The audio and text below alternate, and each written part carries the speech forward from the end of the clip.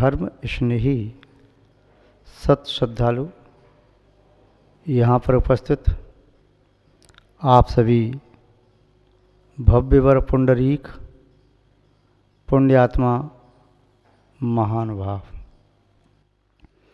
आचार्य भगवान समंतभद्र स्वामी द्वारा विरचित रत्न करंडक साबकाचार की वाचना में षष्ठम अधिकार संलेखना व समाधि से संबंधित जिसे आप और हम देख रहे थे। आचार्य भगवान समंतभद्र स्वामी संलेखना की विधि बता रहे हैं। समाधि वर्ण की विधि क्या है, किस प्रकार से व्यक्ति उस समाधि वर्ण के लक्ष्य को प्राप्त कर सकता है। जैसे किसी व्यक्ति को शिखर जी की यात्रा करने के लिए जाना हो तो कैसे जाए, तो उसको बताया जाता है पहले अपने घर के बाहर तो निकलो, उसके बाद ऑटो टैक्सी पकड़ो, फिर उस ऑटो टैक्सी से आपके नगर में यदि स्टैंड है, बस स्टैंड, तो वहाँ पहुँचो, रेलवे स्टेशन है तो स्टेशन पहुँचो, जहाँ से सीधा मार्ग शिखर जी का जाता हो। यदि ट्रेन आपके यहाँ से नहीं जाती सीधी तो फिर बस से वहाँ स्टेशन तक पहुँचो, वहाँ से फिर जहाँ पहुँचना वहाँ पहुँचो, पार्श्वनाथ स्टेशन या आसपास नियरेस्ट जो भी स्टेशन है। उसके बाद वहाँ से फिर टैक्सी आदि करके फिर शिखर जी पहुँचो। ये क्रम है। अब ट्रेन में बैठना भी ज़रूरी है या वाई एयर जाना है तो एयरपोर्ट पहुँचना ज़रूरी है। पहले घर से निकलना ज़रूरी है, चाहे आगे मार्ग कोई भी लें, चाहे वह समाधि की अभिलाषा करने वाला भव्य जीव, चाहे प्रारंभ में देशवती बने, बाद में महाव्रती बने या सीधा महाव्रती बने, किंतु सबसे पहले उसे शावध्य का त्याग करना होगा। आरंभ परिग्रह का त्याग, वैर भाव का, मोह का, स्नेह राग द्वेष आदि का त्याग करना होगा। तो ये विषय कल देखा था श्लोक नंबर 124 में। इसमें आचार्य महोदय ने बताया, स्नेहम वैरम संगम परिग्रहम चापाय शुद्ध मना स्वजन परजन अपचय शांत्या समेत प्रिय वचन। उन सब का त्याग करके, स्नेह का, वैर का, मोह का, परिग्रह का त्याग करके फिर स्वजन से और परिजनों से शांत्वा क्षमा करा के, क्षमयेत सबको क्षमा करे, प्रिय वचन प्रीति पूर्वक वचनों के द्वारा। ऐसा नहीं कि क्षमा भी मांग रहे तो बड़े क्रोध में आकर के, तो मुझे क्षमा करे कि नहीं कर रहे। देखो मैं क्षमा मांग रहा हूँ, तुम क्षमा कर दो, नहीं तो फिर अच्छा नहीं होगा। फिर हाँ जाओ जाओ मैं क्षमा कर दूंगा तुम्हें, कर दिया जा। तो ये क्षमा नहीं है। जब क्षमा करने और क्षमा मांगने का भाव आता है तो चित्त में सरलता सहजता स्वतः ही आविर्भूत होती है। तो यहाँ आचार्य महोदय कह रहे हैं प्रिय वचनों के द्वारा। भाई मुझसे देखो प्रमादवश, अज्ञानतावश या कषाय के आवेश में जो भी मेरी प्रवृत्ति हुई उससे आपको कष्ट पहुंचा होगा, आपका दिल दुखा होगा ना। मैं जानता हूँ दिल दुखा होगा। आप तो देखो महान पुरुष हो, आपने सब कष्ट बड़ी समता से सहन किए। आपने कभी मुझको ये एहसास भी नहीं होने दिया कि आपको कितना कष्ट हो रहा है। आप समत्व भाव धारण करके समस्त प्रतिकूलताओं को भी अनुकूलता में लेते रहे। जब अंतरंग में विशुद्धि बढ़ती है तब निस्संदेह हाथ जुड़ जाते हैं, पलकें झुक जाती हैं और कंठ अवरुद्ध होता हुआ भी अपनी भूल से अनश्यूत आर्द्र होता हुआ शब्द बाहर निकलता है। उन शब्दों में मिश्रित होती हैं भावनाएं। तब सामने वाला भी भीगी पलकों से कहता है, अरे इतना विकल्प न करो, चलो जो हो गया सो हो गया। अरे वो दिन निकल गए जब थे, चलो उसमें तुम्हारा भी कसूर नहीं, समय ही ऐसा खराब था, परिस्थितियाँ ऐसी थीं, चलो अब मेरे मन में कोई विकल्प नहीं। पहले तो मैंने तभी निकाल दिया, फिर भी थोड़ा बहुत मन में कुछ रंज रह गया था, तो आपके आने से आज पूरा धुल गया, मैं बिल्कुल शुद्ध हो गया। और मैं भी आपको अंतरात्मा से क्षमा करता हूँ, क्योंकि जिस समय मुझे दुख हुआ तो मैंने भी कुछ ऐसी प्रवृत्ति की थी, उससे आपको भी दुख हुआ होगा, इसलिए आप भी मुझे क्षमा कर दें। इस प्रकार से प्रेम पूर्वक, स्नेह पूर्वक, प्रीति पूर्वक वचनों का प्रयोग करते हुए क्षमा करावे और क्षमा करे।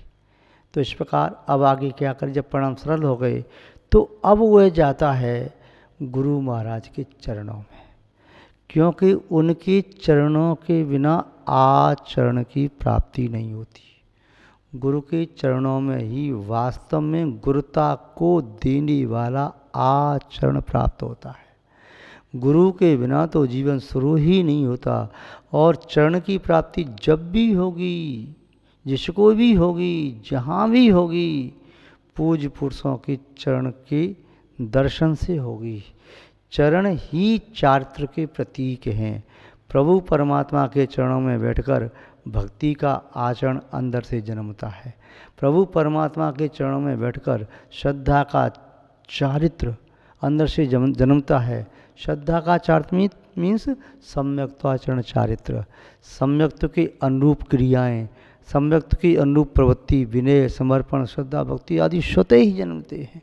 गुरु के चरणों में बैठकर के स्वतः ही अपने अपराधों का बोध होता है। गुरु के चरणों में बैठकर क्षमा भाव अपने आप आता है। गुरु के चरणों में बैठकर विनम्रता आती है, सरलता सहजता आती है और संतोष वृत्ति आती है। ये संतों की महिमा है कि संतों के पास बैठते रहोगे, संतों के चरणों में बैठोगे तो आज नहीं तो कल आपकी प्रवृत्ति भी संतों जैसी हो जाएगी। यदि संतों जैसी प्रवृत्ति कल होगी तो कल के पहले आज आपकी प्रवृत्ति संतोषी हो जाएगी। शुचिता का भाव अंतरंग में आ जाएगा। सत्य का पुष्प खिलने लगेगा, जिसमें संयम की गंध महकने लगेगी, और पुनः संयम की गंध के साथ खिलता हुआ जो पुष्प है उस पर निस्संदेह तप के फल भी लगेंगे, और तप के जहाँ फल लग रहे हैं उसमें त्याग की मिठास भी आएगी, और त्याग की मिठास आते ही फिर वह फल अपने आप अलग होने लगेगा, और पुनः आत्मा पर पदार्थों जुदा होकर के आकिंचन भाव का अनुभव करेगी, और फिर जब आकिंचन भाव का अनुभव करने वाली आत्मा स्वयं अपने परम ब्रह्म में लीन हो जाएगी। तो ये सब कहाँ होगा? ये सब संतों के चरणों में होगा। श्रवण धर्म है ये 10, और ये श्रवण धर्म श्रवणों के पास मिलते हैं। जो श्रवणों के पास पहुंच जाता है उसमें भी कुछ न कुछ संस्कार श्रवणत्व का आने लगता है। जैसे पुष्प वाटिका के मध्य से निकलते समय वस्त्रों में से भी पुष्पों की गंध आने लगती है, ऐसे ही साधुओं की वंदना करके आओ तो फिर उस व्यक्ति के जीवन में कुछ बदलाव दिखाई देता है। तीर्थ वंदना करके बदलाव दिखाई दे या न दे, मुनि महाराज की वंदना करके आए। कहाँ गए थे? मुनि महाराज की वंदना करने गए थे, गुरु महाराज की वंदना करने गए थे, आचार्य की वंदना करने गए थे, संघ की वंदना करने गए थे। क्या देखा?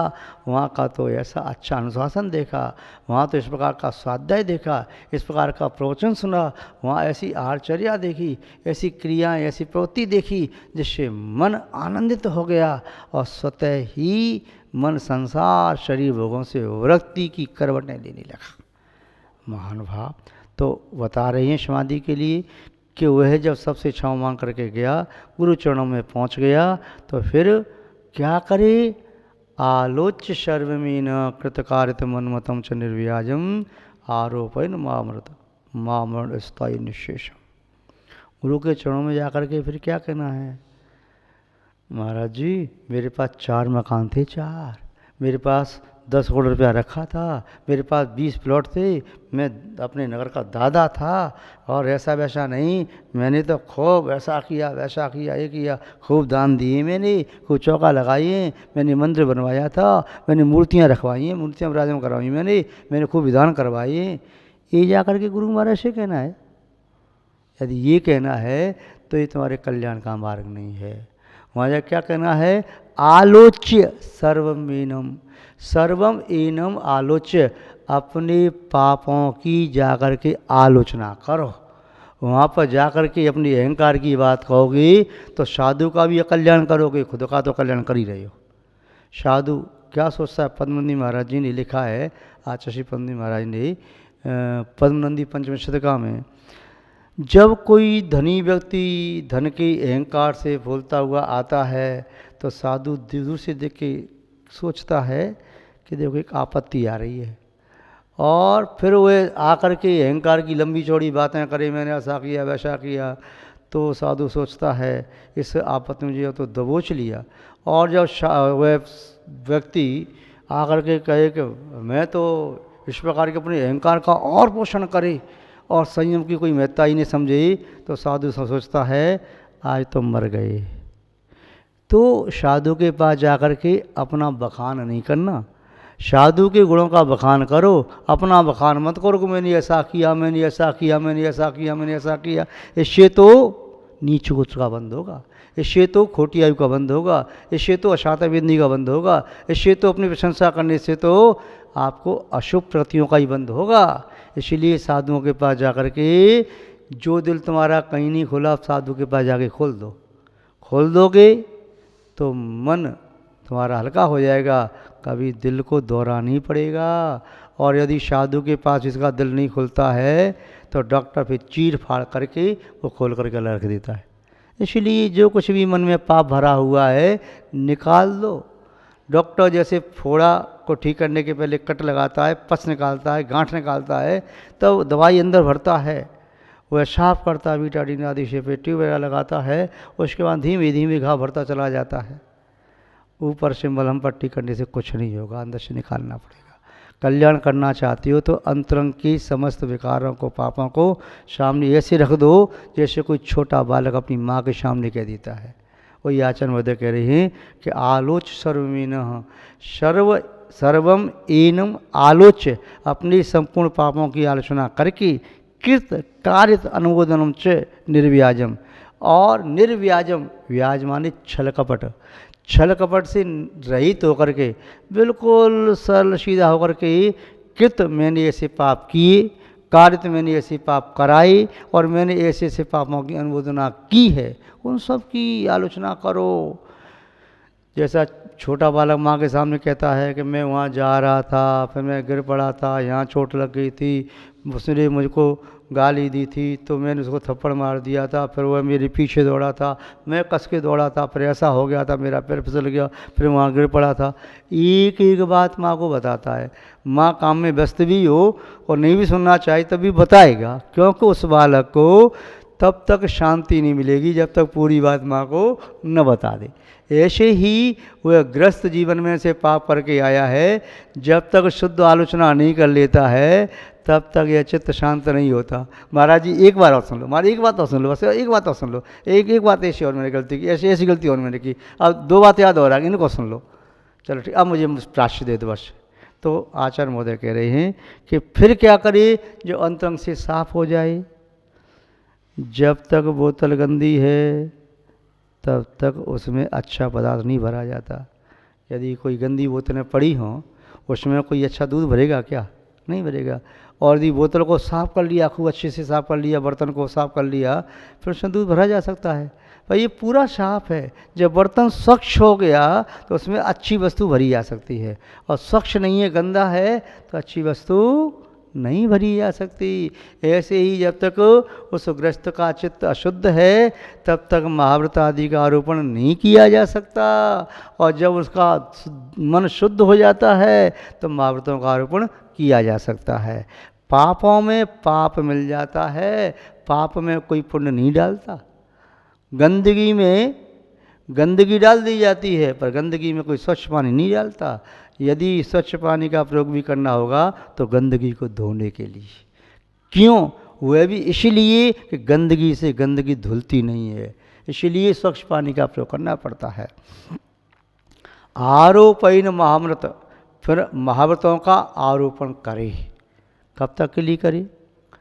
ऐसा नहीं जैसे आप लोग करते हैं कई बार, महाराज यात्री होने का त्याग आजीवन न कर पाऊँ तो 1 साल कर दूँ, 1 महीने कर दूं, या जमीकंद का त्याग कितना कर दूं? 1 सप्ताह, 15 दिन, 1 महीने, 2 महीने, 4 महीने, 6 महीने, साल भर, 2 साल, 5 साल, ऐसे नहीं। क्या करते हैं? ये सब जो आपने देख लिया जो गलत है, जो तुम्हारे लिए दुख का कारण है, उसे तो छोड़ो यावत जीवन के लिए।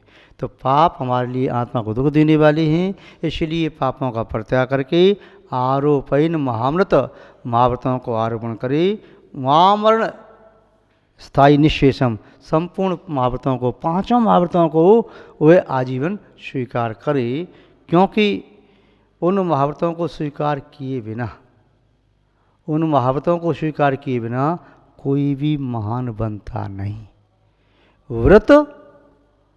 व्रत वे हैं जो पापों से छुड़ाते हैं, फिर महाव्रत वे हैं जो पापों से छुड़ाते नहीं, पाप आगे नहीं आए ऐसी मर्यादा भी बना देते हैं कि आपकी आत्मा में पाप घुसेंगे नहीं अब, क्योंकि अब आप अरहंत सिद्ध आचार्य उपाध्याय साधु इन 5 परमेश्वर की शरण को प्राप्त हो गए।